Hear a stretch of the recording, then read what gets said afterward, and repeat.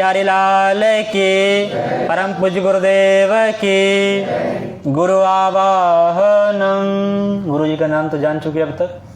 माता जी का नाम? कोई ऐसे महापुरुष जिनको नाम ना पता हो गुरु जी का? सबको नाम पता है? इस युग में यदि किन्हीं को इनका नाम पता ना हो तो समझिए सबसे बड़े दुर्भाग्यशाली व्यक्ति।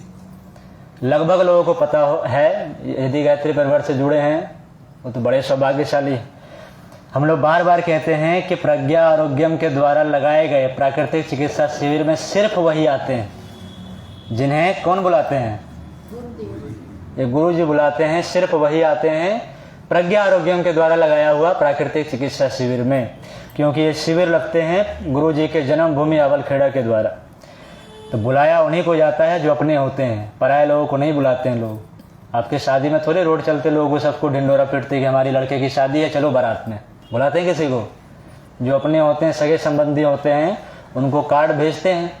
आप तो व्हाट्सएप पर ही नाम लिख करके फ़ोटो खींच के भेज देते हैं, लोग आए या ना आए बात की बात है, लेकिन बुलाते हैं सिर्फ अपने लोगों को। तो गुरु जी से आप सब कभी ना कभी किसी न किसी जन्म में किसी न किसी रूप में जुड़े हुए थे, इसलिए गुरु जी आपको बुलाए हैं। और वो भी उस जगह पर बुलाए हैं जहाँ पर गुरु जी स्वयं कभी आए हुए थे। ऐसे जगह पर आपको बुलाया गया है। तो आप सब स्वयं में सौभाग्यशाली हैं। जो गुरु जी से जुड़े हैं वो तो बहुत बड़े सौभाग्यशाली हैं। जो अब तक नहीं जुड़ पाए हैं उनके लिए गुरु जी ने अभी घंटी बजाई है, अलार्म बज गई है उनके लिए।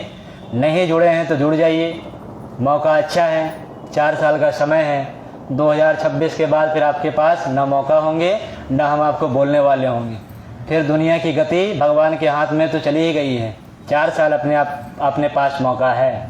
2012 में ही ख़त्म होना था, लेकिन जैसे भगवान राम को 14 साल का वनवास हुआ था, इसी तरीके से 14 साल की अवधि को बढ़ा के 2026 कर दिया गया है।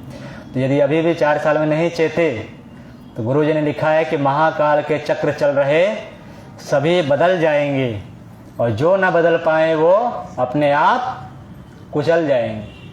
तो महाकाल उसको कुचल करके इसे गाजर मूली की तरह काट के रख देते हैं ना। कोरोना के समय में क्या हुआ था? कोई आदमी कल्पना भी नहीं कर सकता था कि डेड बॉडी को कचरे की तरह जलाया जाएगा, लेकिन हमारे इन्हीं आंखों के सामने कचरे की तरह जलाया जा चुका है। और अपने में से कहीं दूर दूर तो देखे तो अपने में ही कोई सगे संबंधी होंगे जिनको जलाया गया है।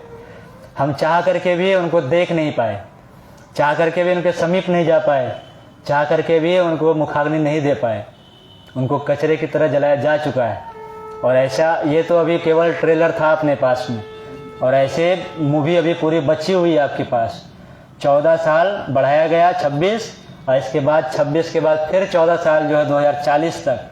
इन 14 साल जैसे भगवान राम ने अपने वनवास काल पूरे किए थे, इन 14 साल जो है अपने लिए एक एक सेकंड काटने।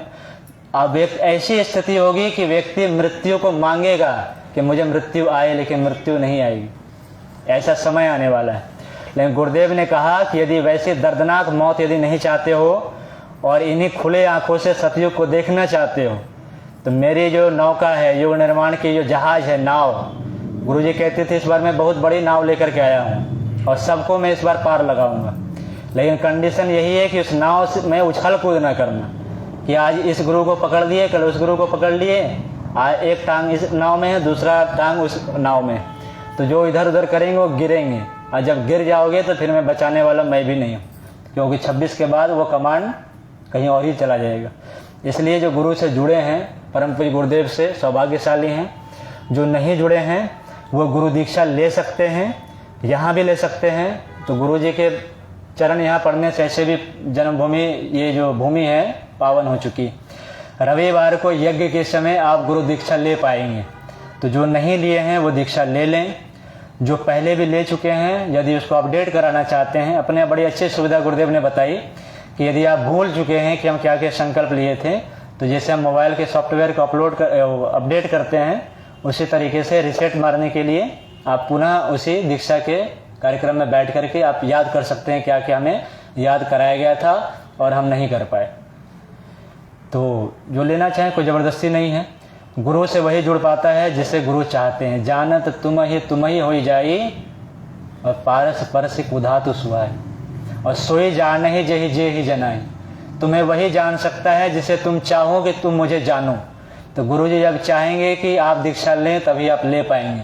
क्योंकि जब तक आपके पूर्व जन्म के संस्कार उदय नहीं होंगे तब तक हम लाख आपके पीछे पड़े रहें, आप नहीं जुड़ पाएंगे।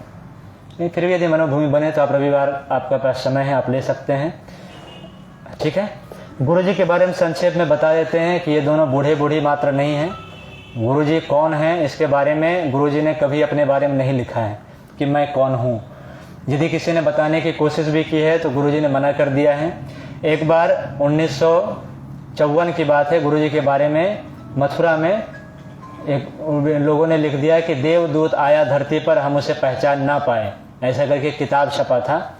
तो लोगों ने चुपके से उस किताब को प्रिंट करा दी, ढेर सारे हजारों की संख्या में प्रिंट करा करके बांटना शुरू कर दिया। गुरुदेव को जब पता चला, 54 की बात है ये, जब गुरु जी के अनुष्ठान पूरे हुए थे, तो उस समय जब मालूम चला तो गुरु जी ने बोला कि जो किताब तुम लोगों ने छपवाई है, किताब को लाओ यहाँ पर। तो सारी किताब मंगवाए, बोले केरोसिन तेल लाओ। केरोसिन तेल ला करके बोले इसमें आग लगा दो। 1000 की जो प्रिंटेड किताबें थी तो सारी किताबों में आग लगा दी।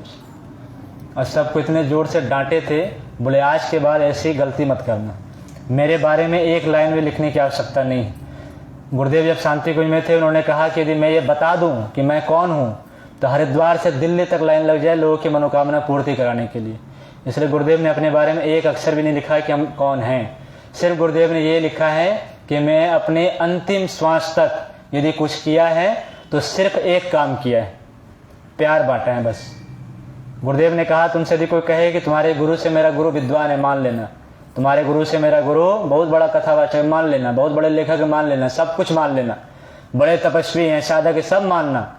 लेकिन यदि तुमसे कहे कि तुम्हारे गुरु से मेरा गुरु सबसे अधिक प्यार करने वाला है, तो गुरुदेव की आंखें भर आई थी, रोते हुए आंखों से उन्होंने आंसू छलक आए थे आंखों में।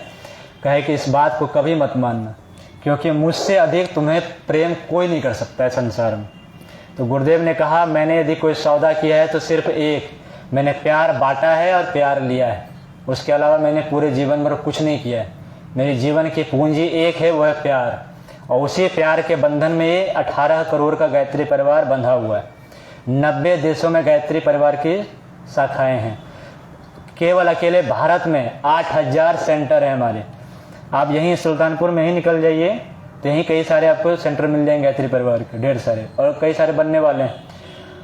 और अब तो ढेर सारे प्रकल्प और भी नए नए खुल रहे हैं अपने, है ना। प्राकृतिक चिकित्सा केंद्र भी खूब खुल रहे हैं, स्वावलंबन केंद्र खुल रहे हैं, ढेर सारे अब खुल रहे हैं। 26 तक और भी शाखाएं बढ़ेगी अपनी। इतनी लंबी शाखाओं के बीच में यदि कुछ है वो है प्यार। गुरुजी ने प्यार बांटा है, प्यार खरीदा है। प्यार के अलावा गुरुजी ने कुछ भी नहीं किया। बोले हम यदि कोई व्यापारी हैं तो केवल प्यार के, प्रेम बांटा है, प्रेम खरीदा, इसके अलावा हमने जीवन भर कुछ भी काम नहीं किया है। तो गुरु जी से बड़ा कोई आपसे प्रेम करने वाला कभी भी नहीं हो सकता है। जिसने उस प्यार को चखा है, अनुभव किया है, वही उस प्यार को बता सकता है। उस प्यार को यदि कोई बता सकता है तो जिनका जन्म आवलखेड़ा में हुआ वो बता सकते हैं। नंदू भैया हैं, रामसेवक भैया हैं, महेश भैया हैं। इन लोगों का जन्म ही उस मिट्टी में हुआ है जिस मिट्टी से गुरु जी का शरीर बना था। ये उसी मिट्टी के बने हुए नंदू भैया सब हैं। और आप सबका सौभाग्य है कि उनके द्वारा लगाए गए चिकित्सा शिविर में आप सब भाग लेते हैं। तो गुरु जी का जिन्होंने अनुदान वरदान पाया है, जिन्होंने अनुभव किया है, उनके प्यार को भले इन आँखों ने नहीं देखा हो, इन कानों ने उनको नहीं सुना हो, लेकिन वो हर क्षण हमारे साथ हैं, हमारे बीच में। अनुभव करने की आवश्यकता है उनको। यदि हम आंखें बंद करके अनुभव कर पाएंगे, आप लोगों का शाम में भी गायत्री मंत्र सुना है उनकी आवाज़ में, यदि आप लोगों ने अनुभव किया हो तो आप प्रत्यक्ष अनुभव कर पाएंगे गुरुजी इन आवाज़ में नहीं बोल पा रहे हैं, बल्कि गुरुजी ही कहीं बैठ करके बोल रहे हैं। गुरुजी के ओमकार की यदि ध्वनि आपने सुनी हो तो यहाँ से आवाज़ नहीं आती है, गुरुजी ही बोलते हैं कहीं ना कहीं से। जाकी रही भावना जैसे प्रभु मूरत देखे हैं तिन तैसे। यदि हम भावना करेंगे गुरुजी सामने बैठ करके बोल रहे हैं तो गुरुजी बोलेंगे। इस तस्वीर को यदि हम निहारते रहेंगे तो थोड़ी देर में मालूम चलेंगे गुरुजी सच में आपको देख रहे हैं, है ना। ये तस्वीर तो बहुत सौम्य है। एक गुरुजी की बड़ी डरावनी तस्वीर है। उसको आप देखेंगे लगेंगे कि गुरुदेव आप पर गुस्से निगाहों से देख रहे हैं और आपसे चिढ़े हुए हैं, क्योंकि आपने मेरा काम नहीं किया। जिस काम के लिए आपको भेजा गया था, आप वो उस काम को छोड़ करके अपने परिवार में, अपने पेट प्रजनन में, कमाने खाने में आप लग गए। भेजा गया था पुल बनाने के लिए और आप डाल डाल पर उछल कूद करके आम और केले खाने लगे। भेजा गया था गोवर्धन उठाने के लिए और आप जो गैया चराने में लग गए। उसी काम को आज हम कर रहे हैं। भेजा गया था युग निर्माण के काम को करने के लिए, भेजा गया था गायत्री मंत्र को घर घर में पहुंचाने के लिए, भेजा गया था गुरुदेव के 3500 किताबों को लोगों तक पहुंचाने के लिए, और हम न स्वयं पढ़ते हैं न खुद गायत्री जपते हैं और लगे हुए हैं फ़ोन में, मोबाइल में, मूवी देखने में, पेट प्रजनन में लगे हुए हैं। इसलिए गुरुजी गुस्साते हैं। और उस तस्वीर को जरूर लगाइए अपने घर में, ताकि गुरुदेव के चेहरे को देख करके याद आए कि हम किस काम के लिए आए थे और कर क्या रहे हैं। यदि काम सही नहीं करेंगे तो गुरुजी के ही हाथ में सारे श्वासें हैं, खींच लेंगे, बुला लेंगे अपने पास। फिर दुनिया में कहा गया है यदि दुनिया के सब लोग रूठ जाएं तो गुरु मना लेता है, लेकिन यदि गुरु रूठ जाएं तो दुनिया के कोई व्यक्ति आपको बनाने वाला नहीं है। आप सबसे दुर्भाग्यशाली व्यक्ति होंगे दुनिया के। तो गुरु जी के बारे में जो लोगों ने कहा है 2 लाइन बताएंगे केवल। देवराहा बाबा का नाम सुने हैं? देवराहा बाबा कितने साल के थे? 100 के तो नहीं थे। उनकी आयु कहा जाता है मैक्सिमम जो हमने सुना है 700 साल मुख से हमने सुना है, लेकिन कुछ लोग कहते हैं कि उससे भी लंबी उम्र के थे वो। पता ही नहीं था उनकी उम्र का, क्योंकि उन्होंने तुलसीदास जी को होशो हवास में देखा था, देवराहा बाबा। तो तुलसीदास जी आज से लगभग 450-500 साल पहले हुए थे और इसी अयोध्या में घूमते थे। रामचरितमानस उन्होंने लिखा, तुलसीदास जी को उन्होंने होशो हवास में देखा है देवराहा बाबा। उस हिसाब से यदि अनुमान लगाया जाए तो लगभग 700 साल उनकी उम्र बैठती है। 700 साल तक देवराहा बाबा रहे थे। और बैठते कहाँ थे? वृंदावन में यमुना किनारे मचान पर, नंग दड़ंग दिगंबर। 700 साल आयु थे, कुछ भी खाते पीते नहीं थे। प्राकृतिक चिकित्सा के 1 नंबर ब्रांड एम्बेसडर थे देवराहा बाबा। कुछ भी नहीं खाना पीना, आकाश तत्व से खींचते थे, प्राणायाम के माध्यम से जीवित रहते थे। आकाश तत्व सिद्ध थे उनकी खेचरी मुद्रा। आप कभी भी जाएं तो हाथ सामने लाए और जो भी आपको चाहिए वो आकाश तत्व से बना करके आपको दे देते। जो भी गया उनके पास खाली हाथ नहीं लौटा, जो चाहिए वो मन को पढ़ करके उस हिसाब से उनको प्रसाद दे देते आकाश तत्व से बना करके। जैसे हमने बताया था कि शरीर में आग लगा दी, हम यहाँ नहीं दिखेंगे, बस उनको इकट्ठा कर दिए हम दिखेंगे। एनर्जी और पदार्थ 2 चीज़ है। एनर्जी को इकट्ठा करके अपने संकल्प बल से पदार्थ बना करके प्रसाद दे देते। उस देवराहा बाबा ने गुरुदेव के बारे में क्या कहा, कान खोल के सुनिए। शांति कुंज के कार्यकर्ता गए देवराहा बाबा को प्रणाम करने के लिए कुंभ के मेले में हरिद्वार में। उन्होंने प्रणाम किया देवराहा बाबा को, बाबा प्रणाम। तो देवराहा बाबा बोले प्रणाम। तो बोले आप मुझे क्यों प्रणाम कर रहे हैं, आप आशीर्वाद दो ना। देवराहा बाबा पैर से आशीर्वाद देते थे, पैर मचान से निकाल करके पैर रखते थे सिर पर। बड़े भाग्यशाली होते जिनके सिर पर देवराहा बाबा के पैर जाते थे, पैर बाहर निकाल के देते थे आशीर्वाद। तो वो पूछे कि आप मुझे क्यों प्रणाम करते हैं, आप सबको आशीर्वाद देते हो, हमें भी आशीर्वाद दो। अपने गर्दन नीचे लगा दिए, पैर नीचे उतारो, आशीर्वाद दो। देवराहा बाबा बोले कि मैं तुम्हारे सिर को स्पर्श नहीं कर सकता हूँ। बोले क्यों? बोले इसलिए नहीं स्पर्श कर सकता हूँ क्योंकि तुम अपने आप को पहचान नहीं रहे हो कि तुम कौन हो। बोले कौन है? अपना नाम बताए। शिव प्रसाद मिश्रा नाम थे, वो अभी भी हैं, व्यवस्थापक रहे शांति कुंज के। उन्होंने कहा मैं तो शिव प्रसाद मिश्रा हूँ, शांति कुंज से आया हूँ। बोला बस यही तो तुम्हारी सबसे बड़ी भूल है, तुम अपने आप को पहचानते नहीं, तुम कौन हो। बोले कौन आप ही बताइए। बोले तुम महाकाल के शिष्य हो। ये जो अभी हमने प्रार्थना कराया कि है महाकाल, यही है महाकाल। बोले तुम महाकाल के शिष्य हो, श्री राम के नहीं, स्वयं भगवान राम के शिष्य हो। जो त्रेता में राम बन करके आए थे वही इस कलयुग में श्री राम बन करके आवलखेड़ा में जन्म लिए हैं और युग परिवर्तन का काम उन्होंने अपने हाथ में लिया है। तो ये श्री राम नहीं है, ये स्वयं राम है। इसलिए अपने यहाँ गाना है कि राम और श्री राम एक हैं, दुनिया जानन पाई, और दोनों ने ही एक तरह की रामायण दोहराई, सुनो रे संतो गुरुवर की प्रभुताई।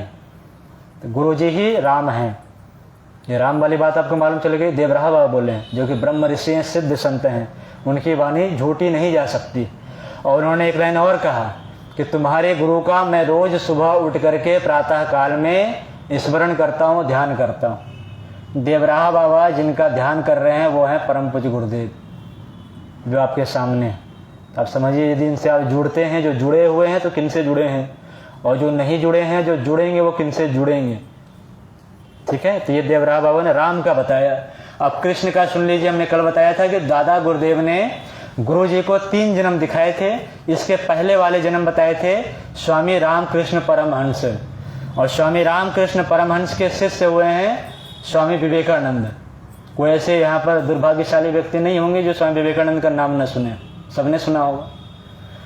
विवेकानंद उनसे अंतिम समय में पूछ रहे थे, जब उनको गले का कैंसर हो गया था रामकृष्ण परमहंस को, दूसरे के कर्मों को लेने से उस कर्म फल को भोगना पड़ता है। कर्म फल कोई ना कोई भोगेगा, चाहे आप भोगे आपके गुरु भोगे।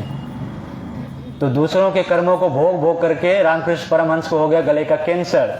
विवेकानंद मन ही में सोच रहे थे कि ये पागल कहता है, पागल जैसा करते ही थे परमहंस। परमहंस पागल में कोई अंतर नहीं, परमहंस पागल में कोई अंतर नहीं है, एक जैसा दोनों का व्यवहार होता है। बोले ये पागल कहता है कि काली माता इसके हाथ से खाती है, इनकी सुनती है, सबकी प्रार्थना स्वीकार करती है, तो ये भी बोल देना काली माता से कि हमारे कैंसर छूटिए। और यदि इस समय ये बोल दे कि ये कौन है तो हम विश्वास कर लेंगे। विवेकानंद ये दिमाग में सोच रहे थे, वो पड़े हुए थे, कष्ट में थे, पानी भी पास नहीं हो रही थी गले से, बोल भी नहीं पा रहे थे। लेकिन जैसे विवेकानंद ने इतना बोला, इतना सोचा मन ही में, तो परमहंस की वाणी खुल गई, वाणी आ गई। बोले रे मूर्ख, इतने दिन तू मेरे साथ रहा लेकिन तुझे ये आभास नहीं हुआ कि मैं कौन हूं। जो त्रेता में राम थे, जो द्वापर में कृष्ण थे, वही इस कलयुग में राम कृष्ण बन करके आए। अब यहाँ से आप थोड़ा सा यदि मैथमेटिक्स लगाए आप तो थोड़ा सिंप्लीफाई कीजिए, तो जो राम थे देवरा बाबा बता रहे हैं। दादा गुरुदेव ने बताया कि गुरुदेव का पिछला जन्म रामकृष्ण परमहंस में था। रामकृष्ण परमहंस बता रहे हैं कि जो त्रेता में राम थे, जो द्वापर में कृष्ण थे, वही रामकृष्ण है। मतलब यदि निकालें तो गुरु जी ही कृष्ण के रूप में भी थे। और जब विष्णु का ही अवतार रामावतार है, विष्णु का ही अवतार कृष्ण अवतार है, और विष्णु का ही अवतार इस युग में 24वां जो अवतार है, निष्कलंक प्रज्ञावतार, जिसको कि हम लोग कल्कि अवतार कहते हैं, उसकी घोषणा 2040 में होने वाली, और उसके नाम लगेंगे इन्हीं के ऊपर। वो तो हम लोग बोल लेते हैं, लेकिन ये हम लोग भी अपराध कर देते हैं, गुरुजी ने मना किया है बोलने के लिए। 2040 के बाद ये टैग लगने वाला है इन्हीं के ऊपर। निष्कलंक प्रज्ञावतार ही कल्कि अवतार घोषित है 2040 में, अभी बंद है ये आप सुनेंगे, ढेर सारे वीडियो आपके आते हैं, उसमें आप सुनेंगे गुरुदेव के बारे में है। गुरुदेव के जो गुरु हैं दादा गुरुदेव, वो कौन है? भगवान परशुराम के अवतार हैं। स्वामी सर्वेश्वरानंद जो हैं भगवान परशुराम के अवतार हैं। जो कल्कि अवतार होगा उनके जो गुरु होंगे वो होंगे भगवान परशुराम। दादा गुरुदेव में भगवान परशुराम, ठीक है। तो गुरु जी के बारे में इतनी बातें हैं, ये सब यदि हम पढ़ेंगे महापुरुषों को तभी समझ पाएंगे। मिशन की किताबों में सब नहीं लिखा हुआ है, ये इन महापुरुषों को पढ़ेंगे अलग से, तब हम समझ पाएंगे। देवराह बाबा की समाधि बनी है वृंदावन में, वहाँ जाएंगे तो जो हमने बताया वहाँ लिखी हुई है, उसको पढ़ के आप फोटो खींचिए, अपना प्रमाण आपको वहाँ मिल जाएंगे। गुरु जी हमारे हैं, इसलिए हम गुरु जी की बड़ाई नहीं कर रहे हैं, जो महापुरुषों ने बताया कि वो हम बता रहे हैं आप। बोले परम पूज्य गुरुदेव की। स्वयं भगवान हमारे गुरु, परम सौभाग्य हमारा है। स्वयं भगवान हमारे गुरु।